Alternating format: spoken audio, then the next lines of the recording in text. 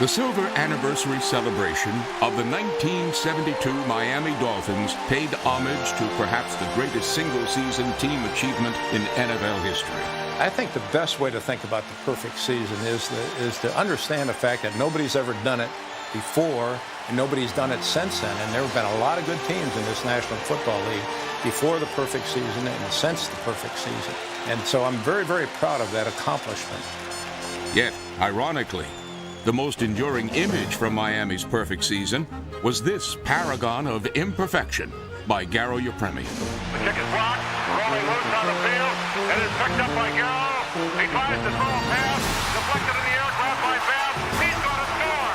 Touchdown. And the Washington specialty teams get their club on the board. And Garo got famous, a lot of notoriety from that terrible pass that he threw. And right now he's one of my closest friends, but at that moment, at that particular moment, I wanted to choke him. The 72 Dolphins have had to overcome more than just that infamous blooper. Even with their 17-0 record, Miami is seldom ranked among the top NFL teams of all time.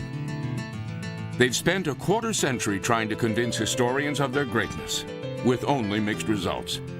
The harshest blow came in 1989, when a computer-based series of imaginary games spit out results that infuriated all of the Dolphins.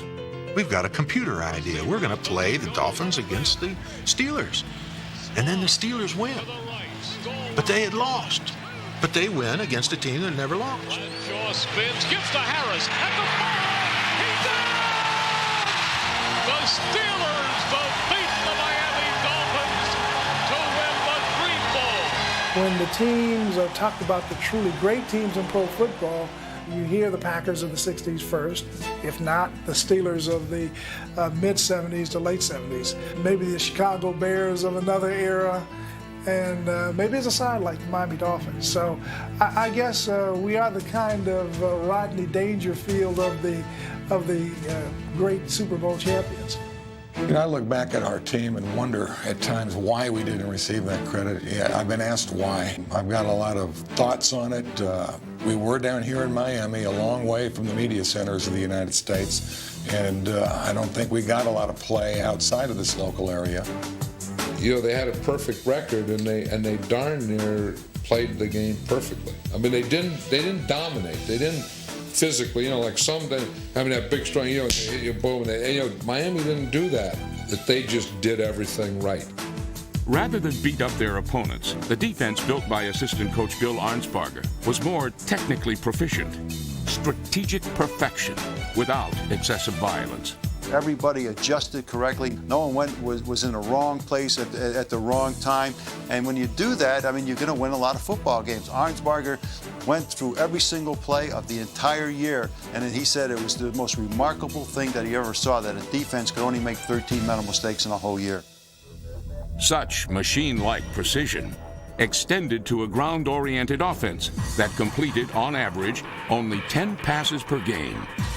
The offense was not a flashy, big play type of offense. In fact, the offense was more of a type of offense that controlled the ball, kept the other team's offense off the field, and really protected our defense. It was monotonous, it was boring. We just ran right through everybody and just marched down the field and scored. But it worked.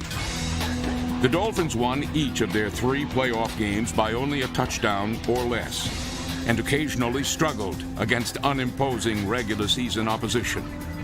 At that point in time, we were not fallible. We had a couple of teams that shouldn't even have been playing in the same league with us that year, and they were the teams that really gave us the worst go-around. I don't think physically or speed or any of all the different criteria that go into the great teams in the NFL, I don't think we were particularly strong anywhere. We were smart. The ability to not make the mistakes, not to beat yourself. It is increasingly more difficult as the season gets longer for anyone to ever go undefeated again. For anyone to achieve perfection or just tie perfection by doing it over. And I think it's kind of lost as an objective because it's so remote. And there's only one team that ever comes up continuously. It's nice to be a ghost in the NFL's craw and come up every year. It's kind of fun. You know, I enjoy it.